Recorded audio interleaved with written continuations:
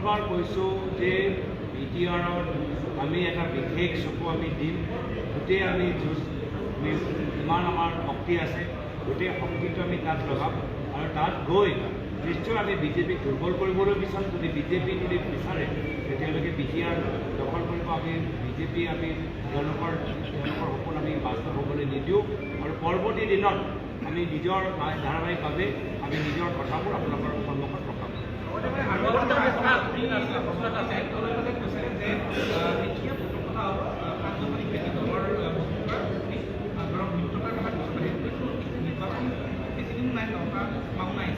আৰু গোটেইটো অনুভৱ কৰে যে মিত্ৰতা নহ'লে বিজেপি নিৰ্বাচন হয়। আপোনাৰ কিবা আজি নাই, আমি পুনৰবাৰ কৈছোঁ আমি সাংগঠনিক যি আমি কথাবোৰ প্ৰকাশ কৰিম। আমাৰ বানপানী এই BTR লগে লগে আমাৰ বৰ্তমান কিছু ৰাজনৈতিক সমস্যা বিভিন্ন অঞ্চলত আমি দেখা পাইছোঁ। পঞ্চায়ত নিৰ্বাচনৰ আমাৰ আমি কথাখিনি পাতিলোঁ। পঞ্চায়ত নিৰ্বাচনৰ পৰা আমি কি শিক্ষা লৈ পৰৱৰ্তী দিনত আমি সংগঠনটো আৰু শক্তিশালী কৰিম, সবল কৰিম। আমাৰ কথা হ'ল এটাই যে এবাৰ যুঁজ এখন হ'ব। এই মূল মন্ত্ৰ লৈ আমি আগবাঢ়ি গৈছোঁ যে এবাৰ যুঁজ এখন হ'ব।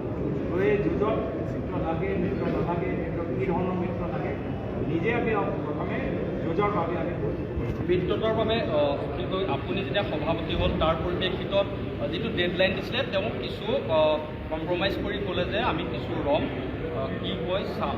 গতিকে অখিল গগৈৰ যিটো প্ৰস্তাৱ সেই প্ৰস্তাৱৰ ওপৰত কেনেকুৱা ধৰণৰ কিবা সিদ্ধান্ত হ'ব বা মিত্ৰতা হ'বনে আপোনাৰ? বিভিন্ন দলৰ লগত আমি আগৰ পৰাই আমি বিভিন্ন স্তৰত সম্পৰ্কত আছোঁ। আমাক মিডিয়া কেমেৰা নালাগে। আমি তেখেতৰ ফোন নম্বৰ আমাৰ ওচৰত আছে। তেখেতক আমি আগতেও লগ পাইছোঁ, সামাজিক অনুষ্ঠানত লগ পাইছোঁ, ৰাজনৈতিক বিষয়ত আমি লগ পাইছোঁ। আমি যি আমাৰ কথাবোৰ আছে আমি সদায় আনুষ্ঠানিকভাৱে এটা ফৰ্মেলিটি এটা গাম্ভীৰ্যপূৰ্ণ এটা পৰিস্থিতিত আমি নিজৰ কথাখিনি বিভিন্ন দলৰ লগত খালি এটা দলৰ লগত বিভিন্ন দলৰ লগত নিজৰ কথাখিনি সময়ত আমি কথাখিনি